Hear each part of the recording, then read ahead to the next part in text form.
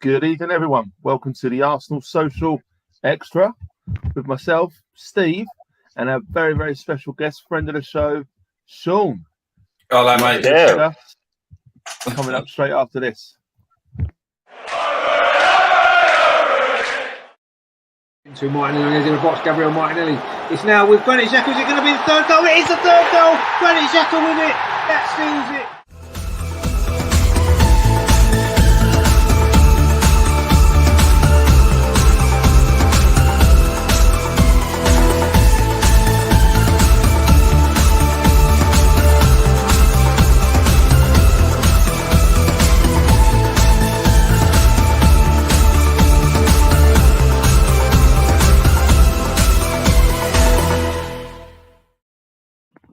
Good evening, everyone. Welcome back to the Arsenal Social Extra on where I think is our rightful home on a Thursday night. I don't know, something about Thursday night just feels like it's right for this show. Not that we don't enjoy doing it another night, but it just feels like getting towards the weekend, hard stuff's out of the way in the week, time for the social. What about you, Steve? What do you reckon? Comfy pair of socks, mate. That's what I'm thinking. Thursdays are comfy pair of socks. And literally, I've just literally just got off a flight, so I'm back here. So I might not be drinking as much as I normally do, which is a positive for all of the people out there. It's all right. I'll make up for you. Cheers, everyone. And joining us tonight is our good friend Sean. Sean, how you doing, mate? Good to see you back. Hey guys, Thursday night is the new Friday. Everyone knows that. Exactly. Well said. So we were just chatting off air, and we've got quite a lot to go through tonight, actually. So since we were last week, it's been a couple of games, quite eventful. There's been some stuff eventful happening in the social. There was a squad announcement today for a tournament that's coming up next week that I've heard about, plus the usual social shenanigans. So yeah, I mean, I think as good a place to start might well be with our win of the weekend against Chelsea. I mean, what's not to love about that? Apparently, we haven't beaten anybody though. That's how we haven't beaten anybody of any worth. Apparently, if you listen to it though. I did hear this, but then I chose to ignore it because I'm thinking now we're 14 games now in the season. We must have beaten someone along those lines. We must have beaten someone, surely. So I think that it's so it's not a case of having beaten anyone. I mean, beating Liverpool, beating Tottenham, and beating Chelsea, all three are very competitive teams in the league. I mean, even if Liverpool are off form's temporary, class is permanent, as they say. The opening 10 fixtures did fall nicely, but you know, Arsenal didn't organise them. That's just how it is.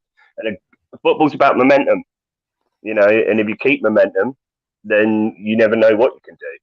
You know, United is the only blot on the copybook, and to be honest, I think a lot was learned in that game that has actually gone on to be of use in wins afterwards. Well,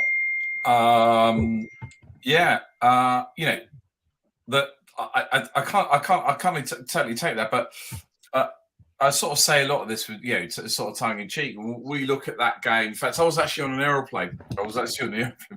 Flying out. We weren't listening to the game itself, and it was a little bit. I'm trying to put it. I'm trying to be nice. You know, and not be negative. But it was like a little bit of a training ground game because we absolutely dominated and we absolutely overrun them. And yes, you know, their defense wasn't particularly strong, and got quite a few players in.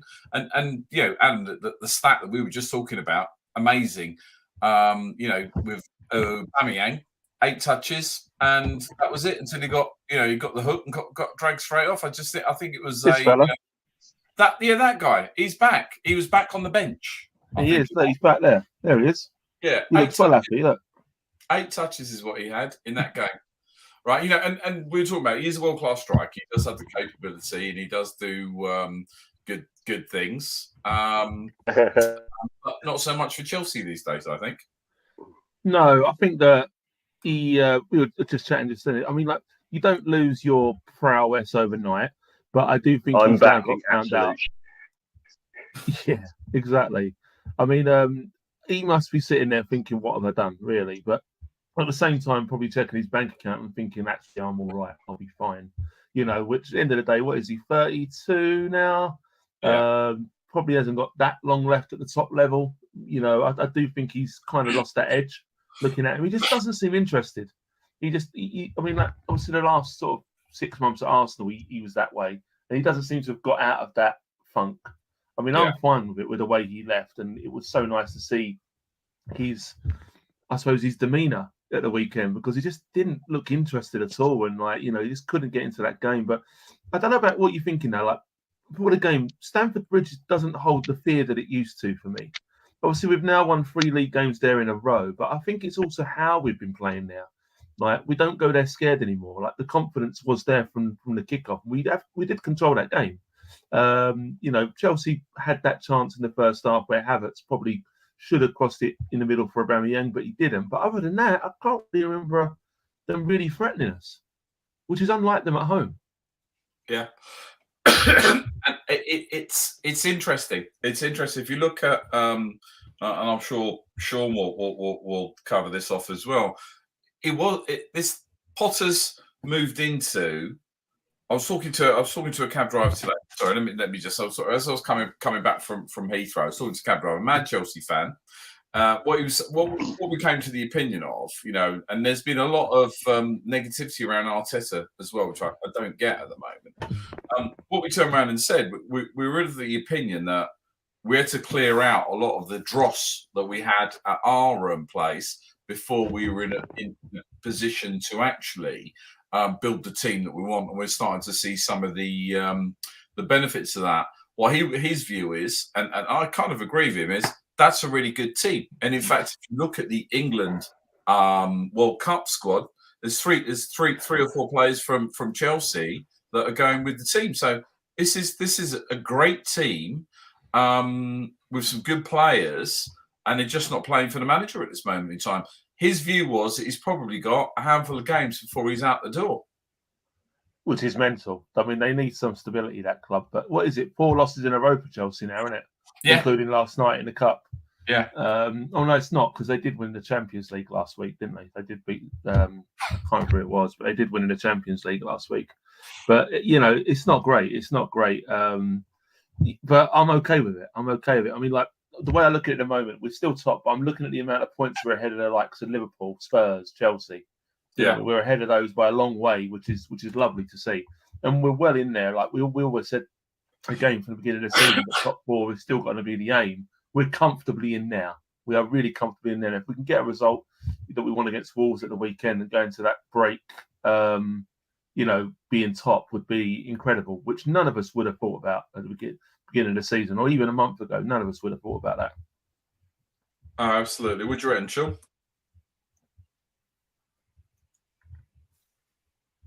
Have we lost Sean? Sean's had enough already. We've got Russ in the chat, by the way. Evening. I see Mr. Emery is back. Evening, Russ. How you doing, mate? Good to see you. Well, I was actually going to say this probably after hearing the stats. I don't know them verbatim. So yeah, I was so looking at the stats right now. So from the it's interesting because let's have a look. Most of the game was actually played in the middle third. So 38% of the game was played in the middle third of obviously Chelsea, and then it was 37% of the game was out in their half. I think a total of 26% of their play was actually in our section or our end of the game itself. But from an attacking perspective, it's actually fairly. If everything that Chelsea was doing actually down the right hand side, 50% of their attacks actually came down their right hand side, which is really weird.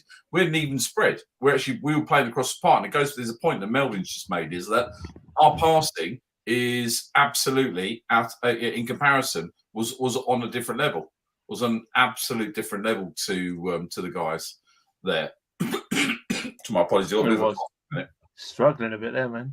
I think like you're talking a bit about Chelsea. I saw this, which made me laugh, which I will share. I love stuff like this. Yeah, the Chelsea have now been owned by a game was Abramovich government. immaculate. Sorry, John.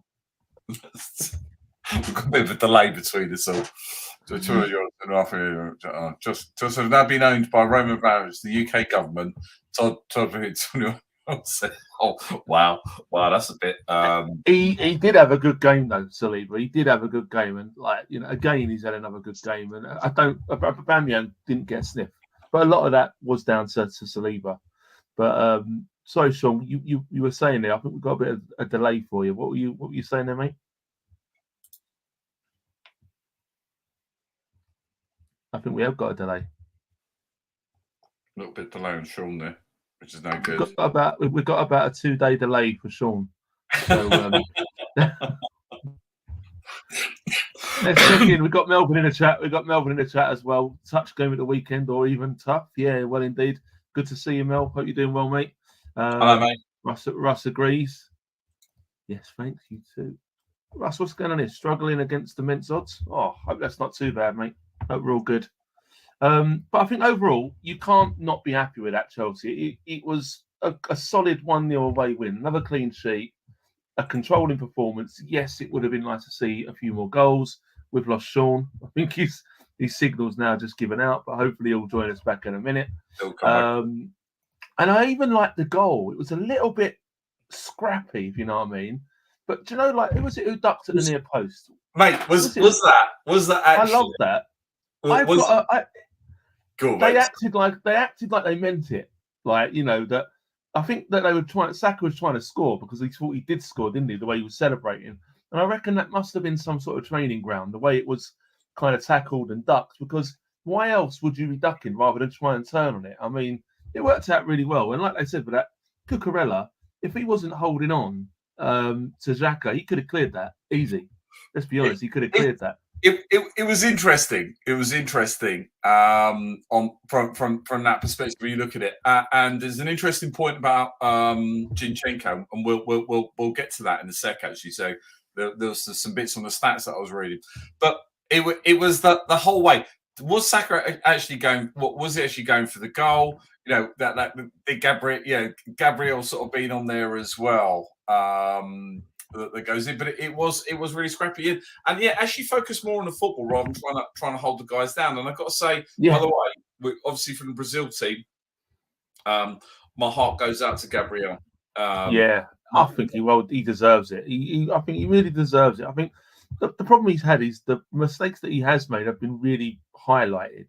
But he has probably been our most consistent defender, I think. Saliba's getting all the plaudits, but Gabriel has been solid.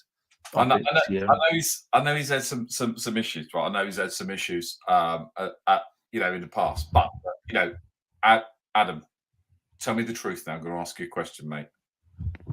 Are you not excited the fact that our central defender is actually going to be staying back?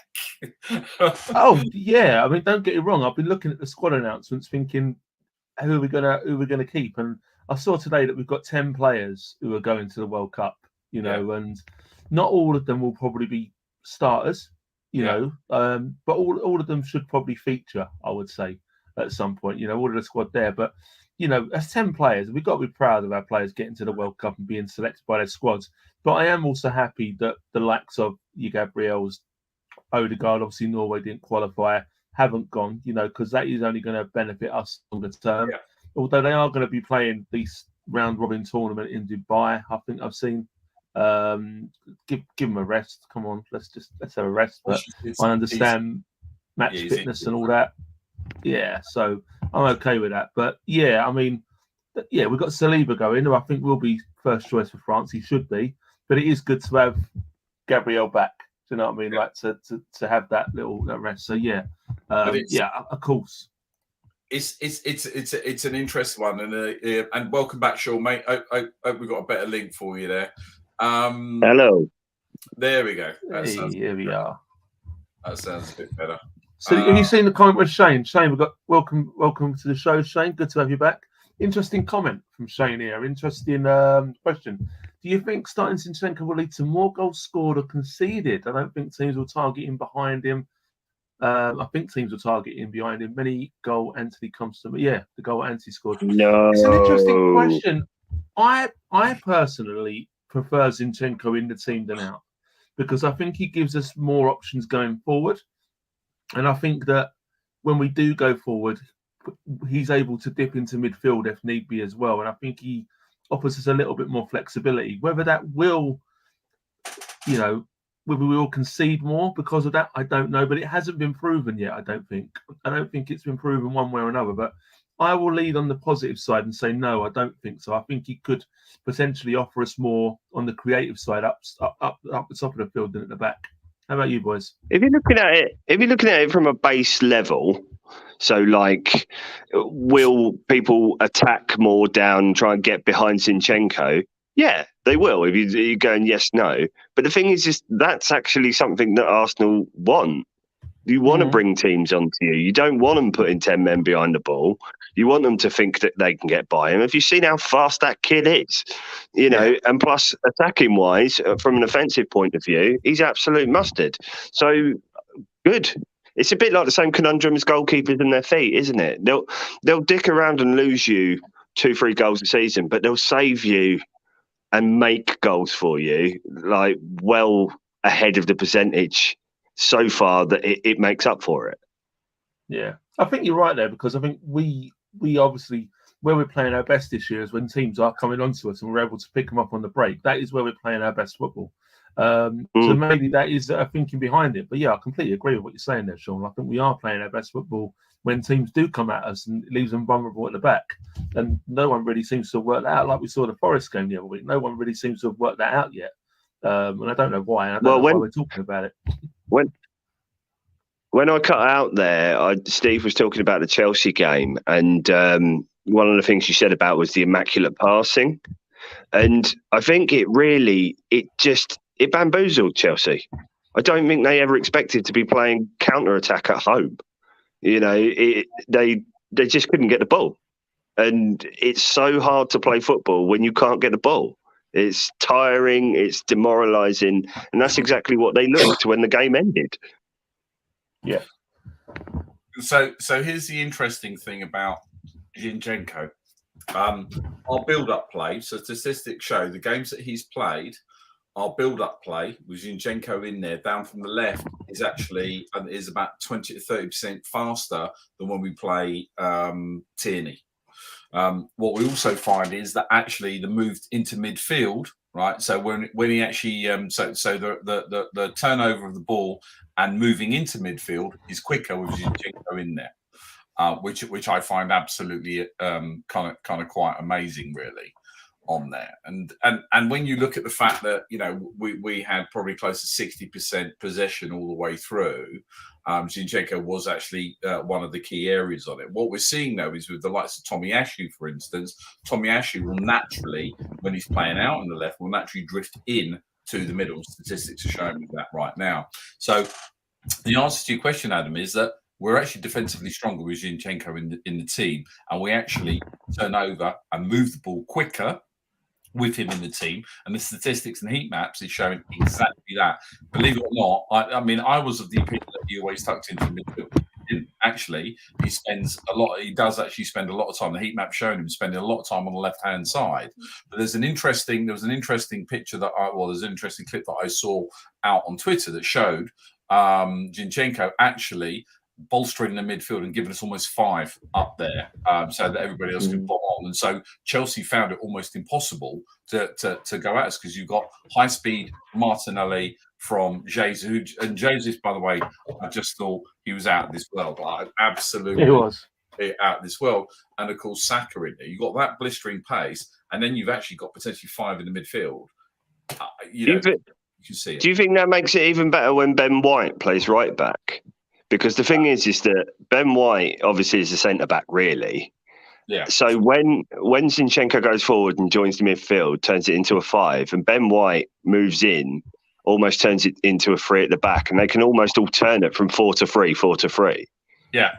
Yeah. And it's just slick, and you've got to give Arteta so much credit, because he's been building this for 3 years, and he's been trying. What we've watched for the last 2 years, this is the fruits of that labour. It was going to take time, and thank God the Arsenal board didn't listen to a lot of fans that should know better And look at you're talking about Graham Potter earlier. They will fire him. We all know they'll fire him because you can't keep a Chelsea job like that. Now, for them, unfortunately, it's a thing of they've won lots of trophies whilst firing managers. So for them, they feel that works. But for most, it doesn't. Look at United. Their turnover of managers, it hasn't worked for them until they've finally had to go, right, just let this guy do what he wants to do. It's true. Very true. That was, and again, that was a very interesting game. The Emery bounce on that. From Villa's perspective, I stopped to buy a beer. Didn't see that coming. No, literally, I stopped to buy a beer. And by the time I turned my back, came back with a pint. Aston Villa were 2-0 up. It's unbelievable. Yeah, United were lucky to get out of there 3-1. Yes, yeah. It's amazing, though, isn't it, really, how much a new manager can change just the atmosphere in a club. I mean, you see it all the time with the bounce. And it did happen with Gerrard when he went to Villa, to be fair. When Gerrard first took over, had a little bounce, and then it all went wrong. But I think Gerrard got found out, to be fair. He's I want to see young English managers do well, but at the same time, I don't want managers getting jobs on their name. And to be honest, it was going wrong at Rangers near the end for him. And that's, then he got the job at Villa. And I think what showed Villa against United on Sunday was when there is a good crop of players and somebody tactically more astute comes in, that's what it looks like. Yeah. Yeah, it must be like a shot in the arm for a lot of them players. Oh, definitely. It's a fresh start for a lot of them, isn't it? Yeah, and it's sort of like Hasselhouten or whatever his name is, being laid off. Jimmy Floyd Hasselhouten. Yeah, Hasselhouten. I quite liked him. He always made me laugh. Well, yeah, and he was actually a good manager, with very little. He had very little. He took that team quite a ways. He stabilised. I think Southampton fans want to be careful what they wish for. Yeah. Yeah.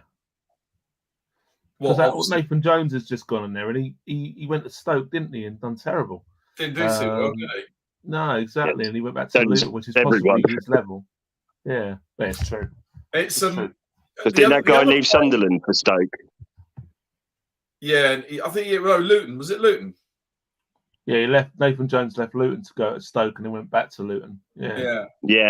And Stoke's manager now is the guy that left Sunderland to go there, and he ain't doing any better. So I think the problem might be Stoke.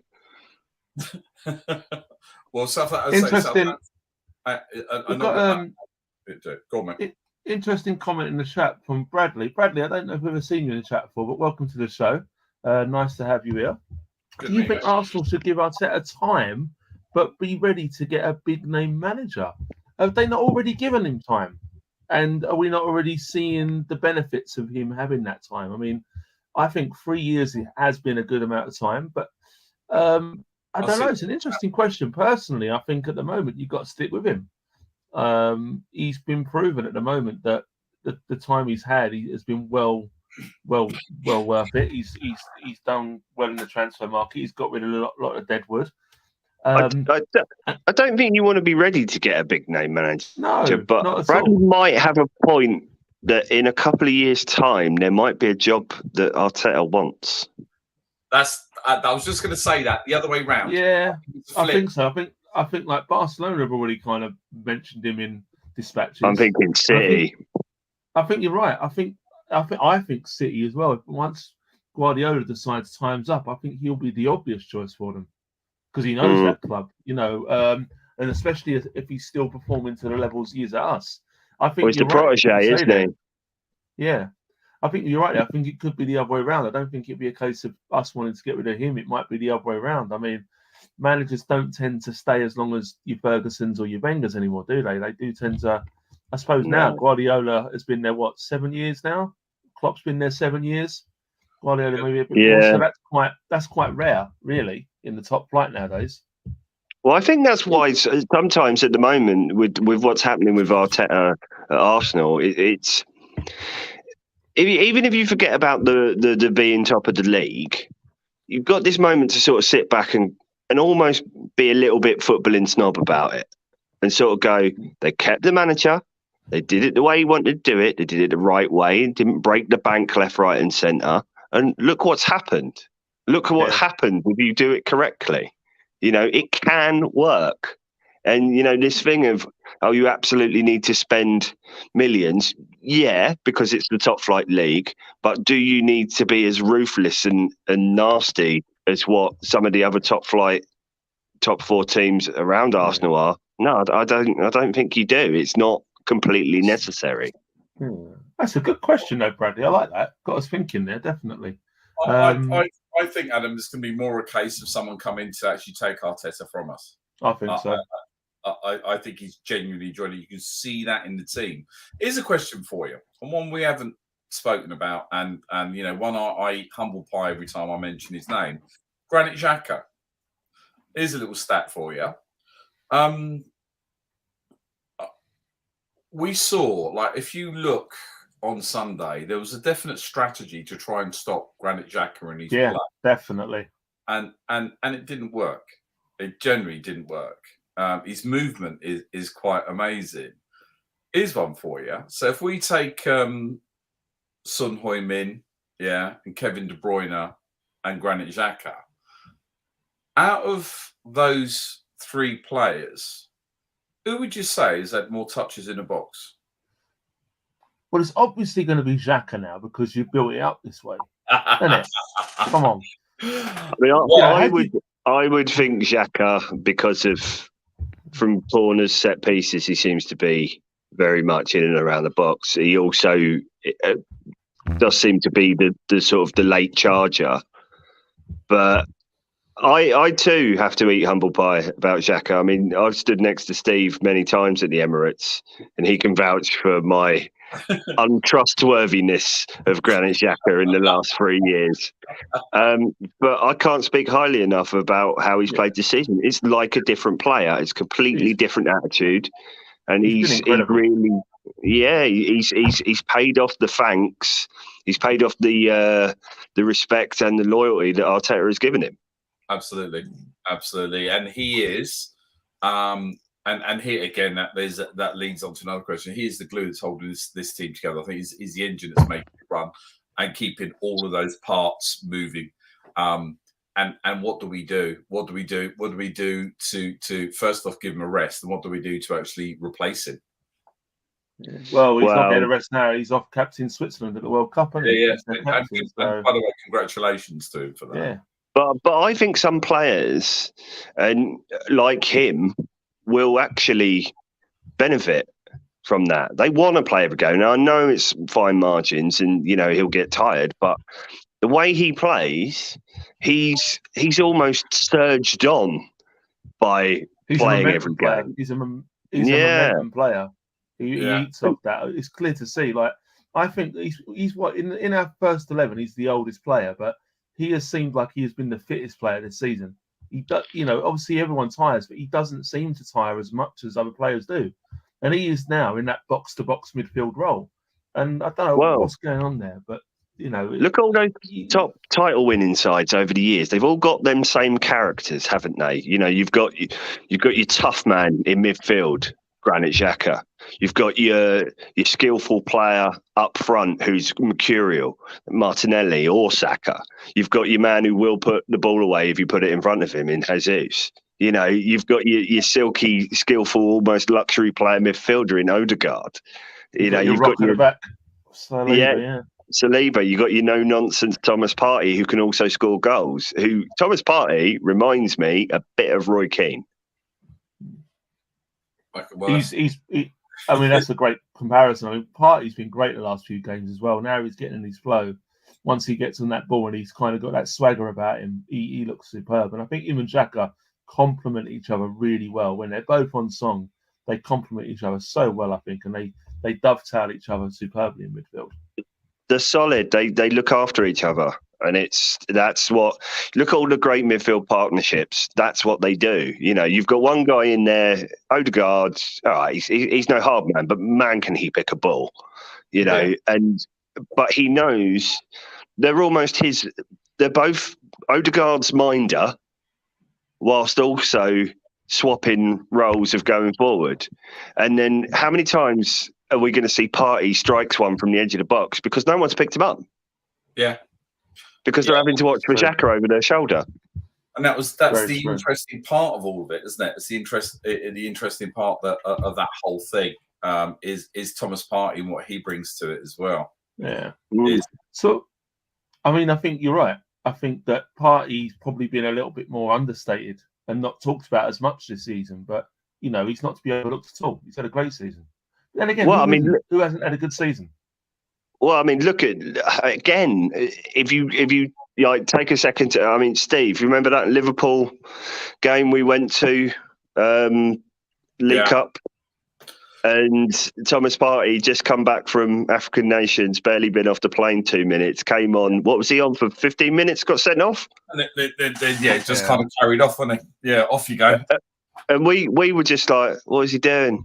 Like, what's going on here? And look at the transformation. It's unbelievable. Whatever he did, whatever Arteta did during the summer, it's just is mind blowing. It's next level, isn't it? It's absolutely next level of. As Shane in the chat, actually, obviously led on to his, I think from Bradley's question, was mentioned about Kroenke's NFL team is one thing's following a similar model. Yeah, they have. They got a young manager in. They kind of stuck with a lot. They wanted to win the Super Bowl by the time it got to their home ground, which they did. And that was like a 3 to 4 year plan as well. Once they hired Sean McVay as their head coach. So yeah, you know, maybe I'm not saying that was just generally the idea, but maybe there is a pattern with Kroenke there. Who knows? Melvin put an interesting question talking about Stoke earlier. Has anyone ever asked a Stoke fan why they used to boo Ramsey? Randomly, Melvin, yes. So I was at Man City Chelsea last year. Don't ask me why. And I was with a Stoke fan. We were in corporate, and I actually asked him there. And he didn't know. He's a Stoke season ticket fan, and he said they were just generally booed Arsenal fans and Arsenal players because they didn't like us. But there was no reason why Ramsey specifically, because it doesn't make sense. Let's be honest. I believe it had something to do with Ryan Shawcross. Oh yeah, Shawcross breaking his leg and like that's it. Yeah, because they used to. Well, why boo Ramsey though? Well, because what it was that afterwards, I believe Wenger had some things to say about Stoke, and Aaron Ramsey also had some things to say about Stoke and Ryan Shawcross. And that's it. What they said about Stoke was probably right, wasn't it? It's probably right. Yeah, it was just a big. Shawcross. Stoke's third world. Yeah, Shawcross. That's it. He broke his leg and dislocated his ankle, and then Shawcross texted him to say sorry, and Aaron Ramsey come out and actually said, "No, that's not good enough, mate. You kind of almost finished my career. You should be on the phone and saying." And it wasn't the first time Shawcross had done it as well, because if you go on YouTube, you can see it. He did it to when in his younger days. He did it to. He's a thug, isn't he? He was a thug. Yeah, he did it to a Dutch guy, and literally almost broke his leg. And if Shawcross has a problem with that, come on the show and have a little chat. Tell me otherwise. Isn't he playing in America? Isn't he playing in America now? Shawcross still playing. I think he's playing I think he's playing Beckham's team. Is he somewhere out in America? Yeah. Shane's got a really good point there. I think. By the way, I think the only thing we're missing from the title-winning teams is a get out of jail from the bench. I kind of agree with that. Like, you know, thinking the old days, we had Will Todd, we had Carnu. Yeah, but Will Smith-Rowe's not playing, is he? Once he gets back, then hopefully he could be that. But I think at the moment, then I think that's actually a really decent point. Has he not seen the new Messi, Eddie Nketiah? What Messi, Eddie? Yeah. I'm still not sold on him. No.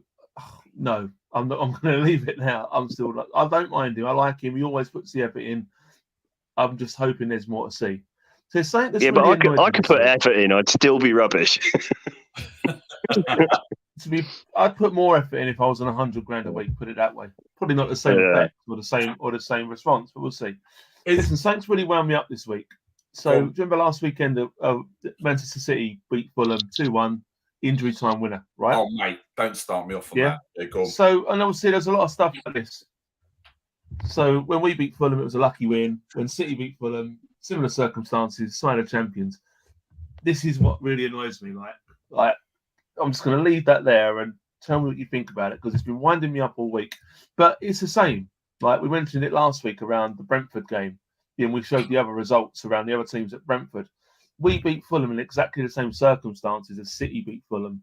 2-1, injury time goal, yet we're lucky and City are sign of champions. Is there a media agenda against us, and has that now been proven more than once? I don't think so. The reason why I say I don't think so is because I've seen this happen back through the last 30 years of teams that haven't won the title in recent history who are challenging. So take United, the first time they won the Premier League, in games that they were competing against Leeds the previous year, they were getting a lot of last-minute goals. And there was a lot of the same thing. Oh, it's lucky. But when Liverpool did it, it was, that's Liverpool and they always score. And the same thing happened when Arsenal were coming up the 97-98 season. And they were going for the title. And a lot of their stuff to begin with was seen as some sort of luck. That massive long run that they had after losing to Blackburn. And then didn't they win like 10, 11 games in a row or something? Yeah. And Alex Maniger in goal. And, when's their luck going to run out? Well, it's not, because they're a good side. Until you're lifting that title, I think that's what gets you that recognition.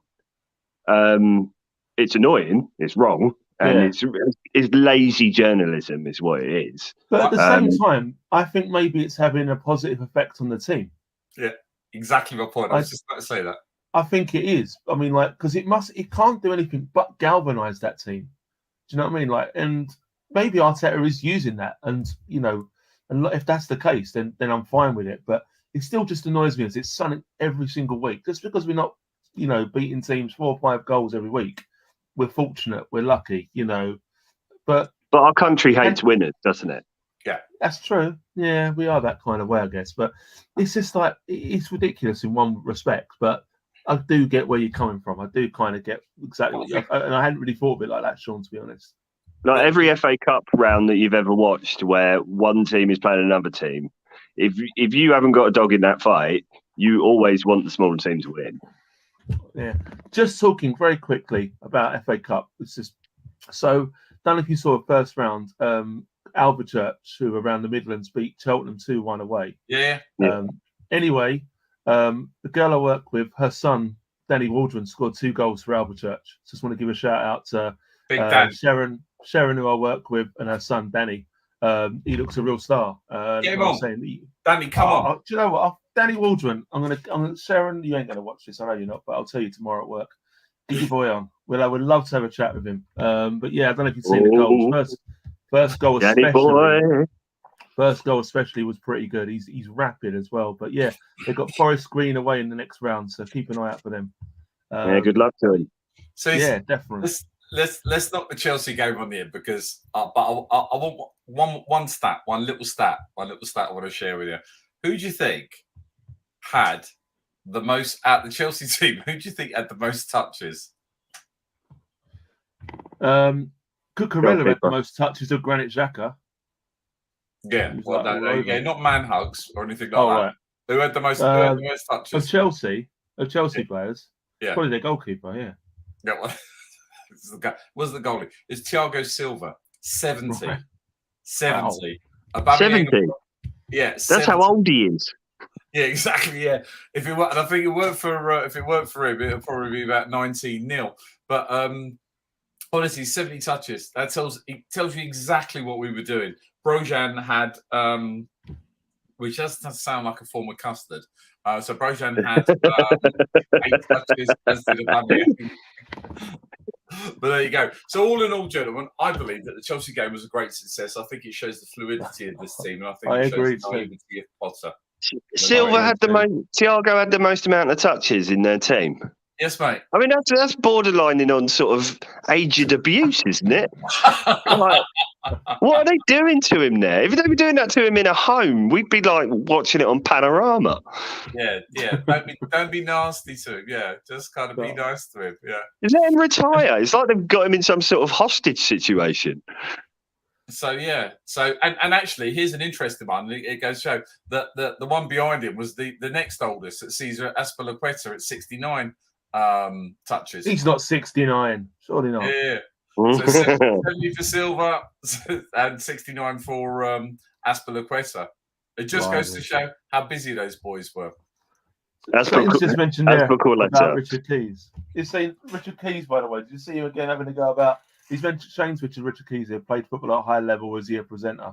He does have an opinion. I think he doesn't present on UK TV anymore, does he? He's out in. There's a good reason for that.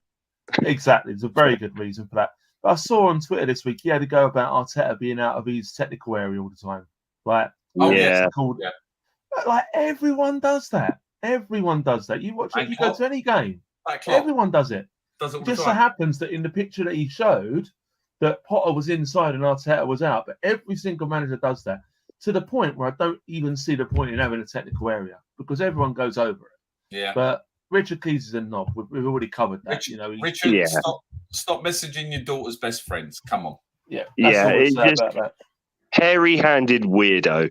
Yeah, there we go. Exactly. Moving swiftly on from the hairy-handed weirdo that is Richard Keys. And you're welcome to come on as well, Richard, anytime you want, because I'm getting a bit grumpy now.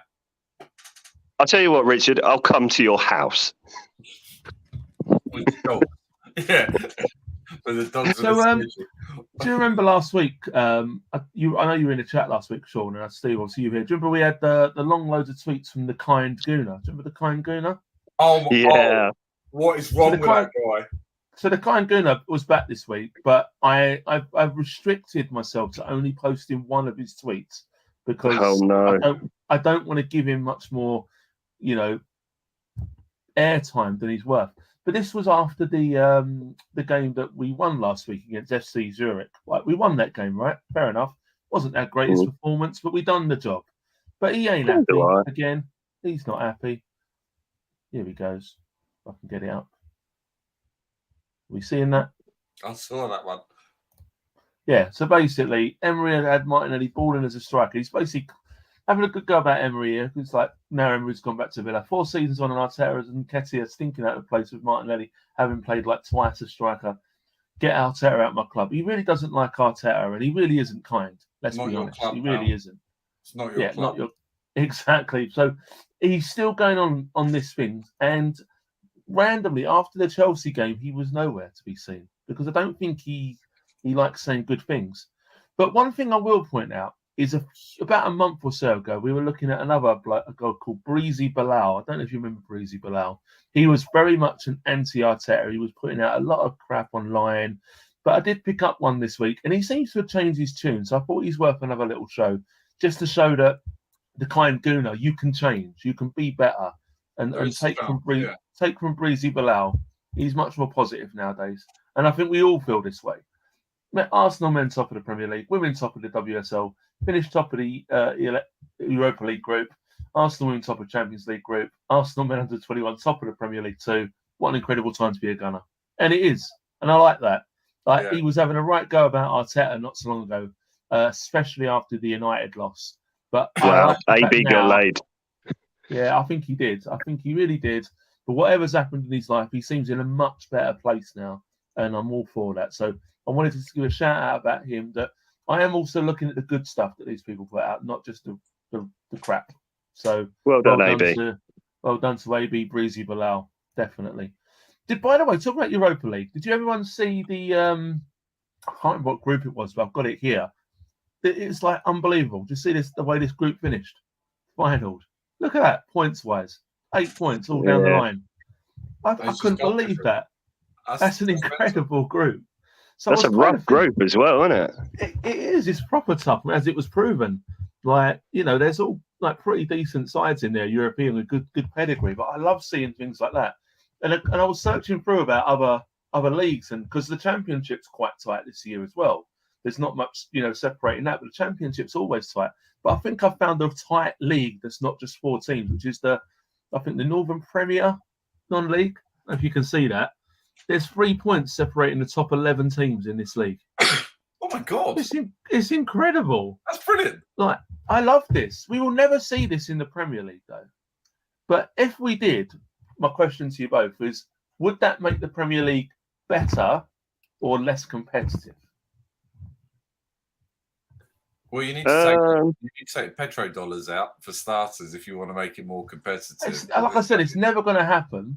No. But wouldn't it be a nicer world if it was like that? I mean, second game of the season, it might. There's a lot more heart attacks if we were doing that. On there, but I was quite pleased to see Man United getting Barcelona. I thought it was a really good one. That. Yeah, I mean, it's a good draws for us. I'll tell you what, it's enough valuable that we did finish top in the end. You know, that we missed those 2 games. There's some good teams in that draw, so I'm quite happy with that. Definitely. Sure. I'll go around at yours. We can watch. Go back to what you. Woohoo! Going back to what you're saying about would the league be more competitive or better or worse if, say, they were all that close? Doesn't, by sort of like law of probability, eventually every club in the top flight is going to have a billionaire owner? Probably. Yeah. Probably.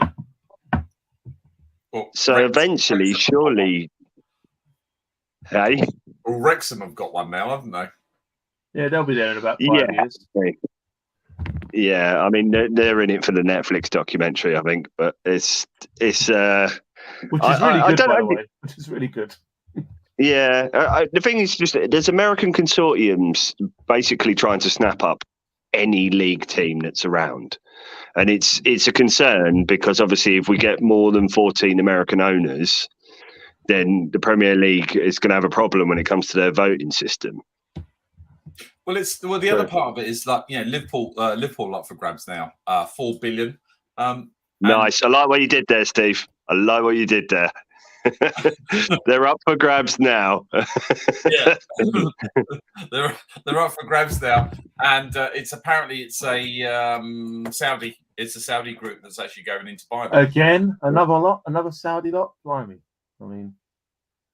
Too much money why don't we just give team ownership to like neo-Nazis? I mean, for Christ's sake, what is the point in having a fit and proper persons test for these ownership things? We don't care who we get the money from. I don't know why they ain't just more honest about it. Yeah, there is that. I don't know. I mean, I think you're right. I think that everyone said at some point there is going to be at least a dozen multi-billionaire owners in the Premier League. I mean. But then there's only a certain amount of players you can buy. Do you know what I mean? There's only a certain amount of quality players that will go around to compete. How disgraceful was it that the game, although we lost 3-1, the game was not actually on TV? Like how absolutely disgraceful in this multi-billion pound, where I've got to pay for 5 different people to watch my team play. How absolutely disgusting that as a competition that the FA and the Premier League and everybody else the cup competition, they decided that we weren't good enough. The Man City was more important. Sean's got an idea here. He said the Premier League is that tight, a doggy referee could win you the league or relegate you. So I like that. A dog referee could do a lot better than some of the referees who are professionals at the moment.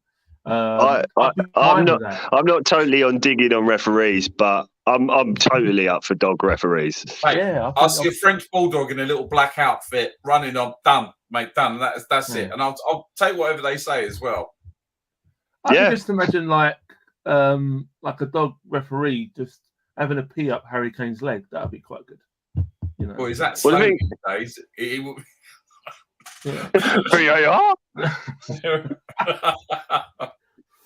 Loki, good to have you in the chat. Saw you say hi earlier. The $3 billion for Liverpool includes the River City talks of Everton.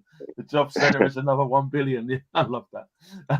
Yeah, I mean, of all the clubs the Saudis could go after as well, they go after Liverpool. I mean, I'm going to leave that comment right there. But there we go. We'll see what happens there. I mean, whatever happens, the Fenway Sports are going to make a hell of a profit. I know they've put money into the club, but they have also been taking money out of it. But there's going to be a hell of a profit margin going on there. I think they'll sell sideways. They'll sell to Americans. Yeah. Yeah. I think they won't sell to Saudis because it's just, without going into the economics of it, it's lost money if they sell to Saudis. It wasn't the same as like Ashley selling to Saudis. The Americans will want to keep the money where it is. They got a system over there that works for them. You're probably right there, definitely. Before we go on to the more of the lighter stuff that I've seen in the week, we briefly just touched on the Brighton. We're not going to go over that much more. We know what happened there. We don't need to dissect that. But the World Cup squad was announced today. So I thought we'd talk a little bit about the World Cup squad and a little bit about the World Cup in general. So I've got a squad here, if you can see that. He's not playing, is he? I hope not. So I think obviously it's a little bit small to read, but I think any surprises or any major shocks or anyone you think should have been really included. I mean, how Maguire is still in that squad, I don't know. I mean, Southgate come out and said openly that Tammy Abraham wasn't in the squad because he's not on form currently, yet he puts Maguire in ahead of Gay and ahead of Tamori. So that's just shot him in the foot straight away. Problem is, can you really put Tamori in instead of Maguire? I don't. I think Maguire obviously has done well for Southgate for England, hasn't he? He has done well for England, and I suppose that's where he's kind of coming from. But for him, my point is more for him to say Abraham's not in because of form, that he's got Maguire in. That's my point. And also he's got Sterling in there. Talking about form, Sterling's been awful. He's been well off, hasn't he? Yeah. So that's the thing I'm getting at. Like, you can't say that one person's not in because of form when you've got players who are in there who have been awful. Like, I think, I mean, there's the obvious thing that whatever he did is under a loser, isn't he? You know, he's going to upset someone. But I think he was always going to go. He was always going to go with what he knew, and then leave. And probably, I mean, is Jadon Sancho left out? Yes, he is. Yeah, Sancho's out. Yeah. So, and he's put Maddison in. Yeah, don't get that. Maddison's been playing well, to be fair. Maddison has been playing well. He probably deserves it based on form. But then, I mean, I don't really like him, but I can't argue with his form at the moment. No. But again, you're looking at form, like probably Ivan Toney maybe should have gone in there. But again, you probably couldn't take Toney and Wilson. I think Ivan Toney's problems at the moment as well have caused an issue. Yeah, but I think that probably was the final nail in his coffin, really, for that one. Even though nothing's been proven, they couldn't kind of risk that. I think, but other than that, there's no real great surprises for me. It was like as you expected. But that was the only thing that really kind of wound me up, was that he was asked about Tammy Abraham, and that was his reason. And then, like, no one then pointed out the fact that you've got Sterling and Maguire in there. But you know, that's what happens. What happens if Harry Kane gets injured? We need a bigger slip guard. There's no backup to that, is there? I mean, Toney would have been a more like for like swap for Kane, I think. Calvin Lewin's been injured. Yeah, he's out now, isn't he? I like it. Loki. Southgate's playing 8-1-1 via Ram, quite possibly. I've got real concerns about this World Cup group. I mean, I don't. Yeah. I don't know either. I mean, it looks easy on paper, but the World Cup, it's not played on paper, is it? I mean, does it though? When you really think about it, you've got an Iran team that has now been training together for the last 6 months, full time, been taken out of their league. Now, I'm not saying they're obviously better than us. They shouldn't be. But you've also got a Wales team that, let's face it, will be desperate to ruin the party. Yeah. And they're at their first World Cup since 1950. And I know from personal experience of watching Republic of Ireland in the 90s, it stands for a lot. And then you've got America, who, let's face it, are an unknown quantity. They are. And I tell you what, there are a lot of people quite fancy them to do all right, America. I don't know not much about them, but I know that, you know, I've read a lot of stuff, and people do quite fancy them as dark horses to get kind of through the first few stages. But I kind of agree with you. I kind of agree. It's not as easy as it's going to be. It reminds me when we had that World Cup, when we had Algeria in our group. Algeria. USA was in that one as well, wasn't it? America, Algeria, and I can't remember who else. And we struggled. We really did. Yeah, It was. We yeah, really struggled. Oh, Slovenia, weren't it? Slovenia. yeah. We drew 0-0 against Algeria, didn't we? 1-0 against And America, and we won 1-0 against Slovenia and just about scraped through. that's right. Jermaine Defoe scored an iffy That's right. deflected So, goal. like, Yeah, that was terrible. It kind of reminds me about that group. It kind of reminds me that on paper you should be like this in it, but you know, It's got hallmarks of it. It's got the hallmarks of it. Yeah, but definitely. Obviously, with the stuff with the World Cup, and I saw this, which made me laugh, so I'll share that. So it's officially World Cup month, or as the Scottish people call it, November. So I did quite like that. But one of the things that both annoyed me, but I kind of agree. I saw this is happening around football, but I saw this one at Dortmund. So boycott Qatar 2022. Now, I'm sure that I talk for all of us that I do not agree with it being in Qatar. Absolutely. It's a completely wrong decision. The stuff that's gone out there is absolutely appalling. But they've had 10 years to sort out the protests and the boycotts, and you leave it to 2 weeks before. Like, fair enough, they're doing it, but if people were serious about it, it should have been done a long time before now, and something might have actually been done about it.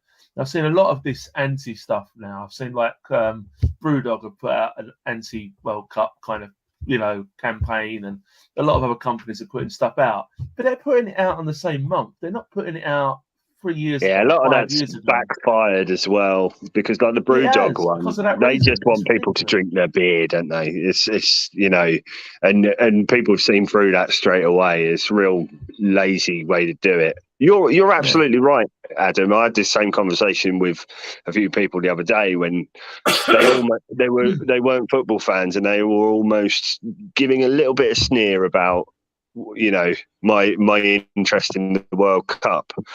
And I was like, well, did you watch the Formula One race in Abu Dhabi? Yeah. You can't pick and choose when you're going to do this. Why should the ordinary football fan, like you or I, have to turn around and go, all right, what? So I won't watch the sport that I love and have followed for my entire life because rich people have decided to take money from other rich people and send it to a country which goes against all of FIFA's supposed rules. I mean, without getting too serious about it, I'm like, no, I'm not a hypocrite. I obviously don't agree with what's going on in that country. But at the same time, I don't live there. It's not up to me. It's not up down to me where it goes. I don't think it should have gone to Russia. I don't think it should have even gone to South Africa. These are places that have problems with racism and homophobia and all things that shouldn't come into football. No, and there's but look, the bottom line, the other parts to it is that there have been enough Olympic teams that have boycotted Olympics for those very reasons, and I see everybody going there. So I find it hypocritical. 100% behind what everybody's saying here. We are. I'm dead against the slave labor. I'm dead against the way that the human rights. I'm dead against all of a lot of things that the Qatari people stand up for. And it is nothing more than a pair of criminals in Sepp Blatter and Platini, but taking backhanders, and it's kind of been shown. So, and the irony of Blatter coming out a couple of days ago and saying that it should never have gone there. Yeah, cheers, mate. Like, yeah. Easy for you to say now when you're like, in your 80s, when you were actually probably, got a couple of little villas in the sun based on the money you got for it. Easy for you to say now, pal. But yeah, it shouldn't have gone to Russia. It shouldn't have gone to Qatar. Everyone knows this. Everyone knows it. But we're in this situation now. It is happening. Do you know what I mean? Like the time that we could have done something about it potentially is well past, like long past. That horse is gone. That's it's way too late to be worrying about that anymore. There's people that are stumping up about it now. It's too late. Yeah. We all had concerns about this when it was given. The country doesn't have the infrastructure in place. Have you seen the fan park hotels? I've got a picture of it here. You see the £300 a night toilets? No. Yeah. This is what they got. So they've not got enough hotel rooms for a start. So they've got cruise ships that are going to be docking in there that are going to act as accommodation, but they've But also got these shipping containers. Yeah, but that's quite common though, Adam. In fairness, the cruise ships are actually quite common. If you go Cruise to ships Gibraltar, are, but if you go to shipping Gibraltar, containers they've are got a not. few of them like that. Shipping containers are not, though. No, shipping Getting containers shipping normally containers in and shipping putting things them around the world, not for and fans. they're charging £120 per the equivalent of £120 per night to stay in one of these, which is basically in the desert. Like it's just things like this go to show that again they've had all these years to actually build hotels or build proper accommodation for it, and it hasn't happened. But what yeah, for? I mean, but what for? When you can charge a fan 150 a night, and they know the fans are going to pay it, right? You don't have to. You get more money. You get more money into their back pockets. I think the whole thing stinks. And I don't want to bring politics into our show. You know, I don't want to do any of that, and we always keep it lighthearted. But I genuinely think the whole thing stinks. I'm proud that we've got really good representation from our team in all of the national squads. But I just think the whole part that sits underneath this, the management underneath, it's just rotten to the core. And it's taken what is a beautiful time for football and all football fans, true football fans, to come together, you know, in the World Cup and celebrate and see all of these other countries that play and all the other players that play there, and just it's just rotten and it just stinks, the whole part of it. It really upsets me. I agree. So listen, I'm going to catch up on the chat, and then I'm going to end us because we've got at the hour with some funny stuff, and we've got some nice stuff tonight. I promise you. So we've covered a little bit about the Premier League. We're just catching up with Loki's put in here. The USA will be fitter. I haven't seen how it looks, to be honest, Loki, but I'll take your word for it. Cheerleaders are amazing. Premier League is becoming the equivalent of a money laundering system. Too much control has been given to too few, less input from some alters. I agree with you, John. Thanks for getting involved, John. I kind of agree. I think the Super League is, we all know that's possibly going to be happening again. We'll disagree with it. That's for another show, definitely. My colleague was a site agent in Doha a couple of years ago, only stayed a month. Yeah, I've actually got a couple of friends who live out in Qatar, and they've lived there for sort of over 10 years, and the stuff I've heard from them and the pictures they sent back is pretty awful. Will the fans be safe? To be fair, it is a pretty safe country because it is so strict. It makes it quite safe. But whether thousands of football fans in the same place will make it safe, who knows? At least the containers are rainbow coloured. Yeah, probably not by design though, Loki. But yeah, I'm glad that is the case. So listen, there's a couple of things I want to funny stuff I want to talk about. First of all, who doesn't like some funny Spurs stuff? So please, King remember, Solly. Please, Solly. Do you know what? There's no King Solly, but I've been having quite meaningful exchanges with him lately, and I know you have too, Steve. Yeah. I'm warming up, and he doesn't take no crap either. He knows he calls out when Spurs are rubbish, and he calls out Spurs fans for talking rubbish. So I'm kind of warming to him, and I'm still determined to get him on. But do you remember Ramon Vega, Spurs centre-back? God, yes. Yeah. So, like, he posted this last week, which just made me laugh. Spurs don't deserve Champions League football. Just like, I love it. Automatically, I love the fella. I really, really do. And then someone called out Spurs again. For that. He's worth listening to an interview. He is so funny. He's a really funny guy. I need to check him out. I loved it. Yeah, he did an interview about 90s football and how it wasn't very professional because he turned up at Spurs and they're like having a bacon roll, and he's come from I think it was Cagliari, and he where the Italian league in the 90s were the best players in the world, and he's turning up and they're eating bacon sandwiches, and he's like, "What's going on?" Brilliant! I've got to look at that. I think I've looked at a couple of his tweets after that, and he is quite good. He's pretty good. I saw this one from Erling Roll. Serious question. What's the point in Tottenham? Never win trophies, but act as if there's some big club to liquidate. Billy Cole just says, finally, people are realising this. Agreed completely. And also, this must really cheer Spurs up. See, Gareth Bale won a trophy this week. So since leaving Tottenham for Real Madrid, Gareth Bale has only ever had one trophy-less season, the season in which he'd come back to Spurs on loan.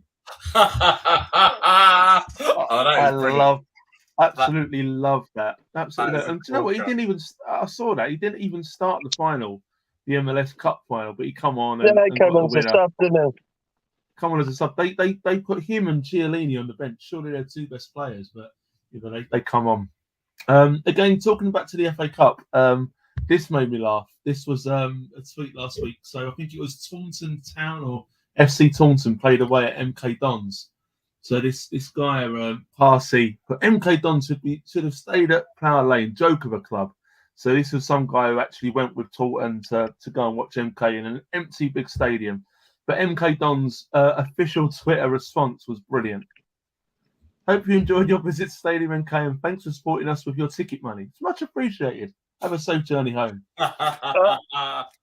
MK Dons won 6-0 as well, by the way. 6-0. No, it's not even a little bit. Yeah, just watch what you say. Watch what you say. I saw this from a QPR fan, which made me laugh. 20 QPR fans that saw my missus kiss some 6'18" lad tonight away at Norwich at half time. Any information would be heavily appreciated. Heavily appreciated. Heavily. Kirsty Markowitz, please help. Had multiple sources confirm. I don't know who that is. And then shortly after, there was this. Bagged a fit MILF at Norwich away last night. Buzzing. But look at his handle. 6'18". I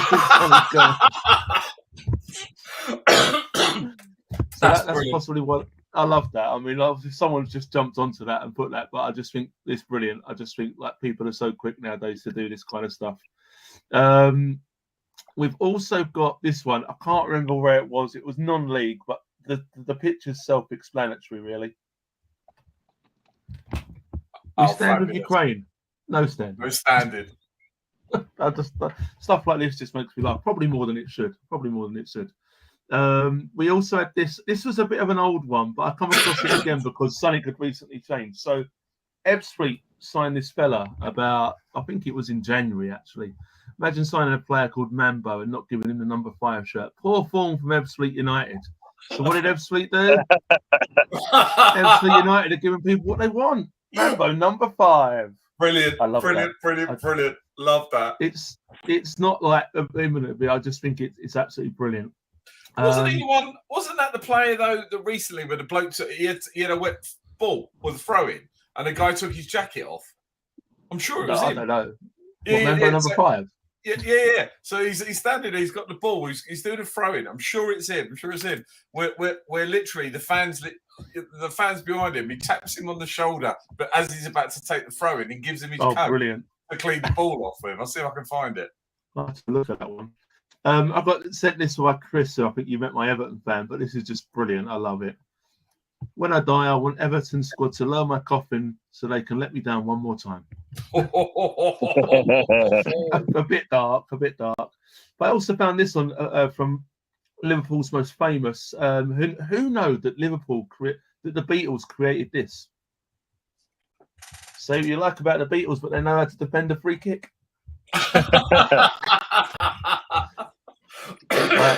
They were well ahead of the game. The draft excluded. That's basically Cedric Suarez on the floor as John Lennon. That's what Cedric Suarez is modelling himself on. Wrong on so many levels, that is. So last bit of the show I want to move on is on our what's hot and what's not. So it pains me again to say that what's not is again Arsenal Football Club. Guess what, boys? Guess what? Not another. We have the TFL collection. It literally is weekly now. It is literally weekly. You're kidding me. No, I'm not. You're kidding me. This was like Monday or Tuesday this week. The TFL collection is out. I mean, even Odegaard is had enough. Look, you can just see that. Like he's like enough now. Like seriously, I know I'm not going to the World Cup, but they don't even sponsor us. They don't even sponsor us. Do they? We had that stupid shirt last year that was after the seats. So they thought, oh, I know, we'll put another thing. No, it is literally stuff with the Arsenal tube sign logo on. Like, I mean, like next week it'll be something else. So tune in. We'll get that sorted. But enough's enough. I mean, I'm guessing they watch this show and just like being mentioned every week with the publicity. But I mean, how they're not putting TFL and football and the word strike together? They had missed an open goal. That's it. Yeah, if you're listening, You've got a boy in the platform here. He deserves a marketing job at the Arsenal, I'll tell you right now. But to end the show, I've got a couple of things about what's hot. First of all, what's hot? This fella. Remember him? Oh, little cheeky German. Do you know why? Was he going on about kebabs or something? Yeah, he scored from his own half, didn't he? Yeah, but like not just like 10 yards, 15 yards in his own half, but he's playing for a Polish team now. If you get a chance to look this goal up, it is incredible. I think it's Puskás Award for the best goal of the season already. Like he was 10, 15 yards in his own half and he still lobbed the keeper. And you're talking 60, 65 yards out. It is, I mean, he's got a belter of a left foot anyway. Yeah. It's an incredible goal. You've seen it, Sean, yeah? Yeah. It's like Polish second division or something. Yeah, but still, it's an incredible goal. Yeah, so he's hit it from like the training ground. Yeah, it's unreal. Like only someone with that much confidence could have pulled it off. And it was, if anyone's not seen it, just like Google Podolski goal from halfway line or whatever. And it's an incredible goal. It is remarkable. It's an incredible goal. And we all love Podolski, really, don't we? I mean, what's not to like? He's a great fella. And the last one is what's hot is something that's gone a bit under the radar on our shows, but something that is happening in the world is this fella. You know, he's doing some dancing, isn't he? He's been doing some dancing. Look at him. Here he goes. I mean, is that dancing? It looks like suspicious stuff to me going on there. Definitely. But anyway, he is like, I don't watch this program, but I have to admit my wife does. And from what I've seen, he can't dance, but the fans love him. And evidently there's now some issues because isn't there a WhatsApp Arsenal group putting 100k votes for him just to piss off the establishment? Yeah, 100k with 3 votes each. He's going to win the whole thing. So I actually think now I'm going to get behind him. Not going to watch it. I'm just going to vote every week because the idea of Tony Adams winning this just brings me a lot of joy. So the only thing I can take from it is that Tony Adams wants a divorce. Is it? Maybe. I mean, I can't blame him, to be fair. You know, he's looking very happy right there. She looks quite happy, you know, so he's doing all right there. But, you know, I don't like these kind of programs, to be quite honest. I've had enough of these. Not a fan. Like this, no. But if there's any way in which we can piss off people on a Saturday night, let's do it. I'm all for that. It's a popularity contest, so let's make him famous and let's get it all the way through. Right, guys, I have to love and leave you, I'm afraid. But thank you for having me on the show. Good to speak to you. See you later, guys. Take it easy, mate. So listen, we'll catch up in the chat before we go say goodbye. Where we are, Ramon Vega. Ramon Vega, a name from the past, wasn't even. Yeah, I think he was Switzerland. He was Swiss, you're right, yeah. If you're checking with the Spurs fan YouTube channels, they're foaming at the mouth with calls for Conte out. Oh, I might have to check those out. They're never happy, though, are they? They're never happy. Some brilliant stuff there. Thanks, John. I hope you're talking about us, but thank you very much. Good to have you on board. Please come back. Should Spurs change their badge to a turkey on a toilet for Christmas? That would be brilliant. Should we do it for them? Absolutely brilliant. We agree, John, there locally, definitely. Maybe we should start a petition or something for that. Again, John has said Adams fan club definitely voting for him. Yeah, and I'm going to be there now. From this week onwards, I'm going to get the votes in. And these programs will run their course. I think they run their course about 10 years ago, personally. But yeah, I think if Tony Adams could win that, there's literally no need for Strictly Come Dancing to carry on. It would have reached its pinnacle, and I think we can safely put it to bed now. So yeah, anyone who's not voting for Tony Adams, let's get him voted. Let's get him winning whatever he wins. I don't know if I'm sure he doesn't win money. You know, and I'm sure he doesn't really need it. But anyway, I thought we'd end on a light note. But Sean, it was good to see you back in the show. Steve, it's an absolute pleasure as always. Do lads, is this? I'll take it, John. You mean do watch it because it makes it fun viewing. Oh, I want to set a government petition up and see how many Arsenal fans I can get to sign so that we can change the logo, get a government to change the Tottenham logo. I'm going to set that up. I'll have that ready for next week. Listen, me, page. Before we run, Adam, before we run, what do you reckon for Saturday, mate? What's going to be the score? 2-1. 2-1. I think we'll get the win. I think the thing that worries me is they've got their new manager in place now, haven't they? With the new manager bounce again, that worries me again. I always hate it when we play a team with their first manager's first game, which happened to us before, and we've been bit before. But I'm still going to go the fact that Wolves are not that good this year. Hopefully, it'll take him a little while to get going, Julian Lopetegui, or whatever his name is. So I'm still going to be confident. I think we might concede, but I do think we win. Us and Wolves seem to have a little bit of a needle lately. So I'm hoping that'll be the case. Loki says 3-1 to us. That'd be nice. Thank you very much, John. Really appreciate the comments and really appreciate you joining us tonight. Anytime. What do you think? What do you think, Steve? What do you think? I'm also thinking 2-1, and if we do win 2-1, I want us to celebrate. I want cartwheels. I want definitely cannons, the whole lot going off. I think the fact that it's the last game for 6 weeks in the league means that we can proper have a celebration, literally like Christmas, like it's Christmas. Go at them. Definitely. Listen, everyone, thank you so much for tuning in. Really enjoyed tonight. Thanks for coming in, Sean, Steve. I was worried for a moment that you weren't going to make it tonight. I was sweating at home. I wasn't happy. I couldn't even drink for a while. Listen, that's how bad it was. I've even got my wine. I've just been on water, so this is how bad I am. But it will get better. I promise you, we'll get better. And we're well, do you see the stats that Rich put up with all these amazing people that are viewing our channel?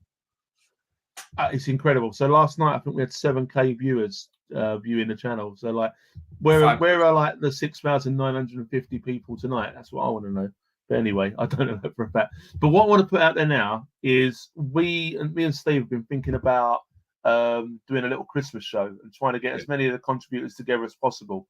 If you think that's a good idea, do let us know.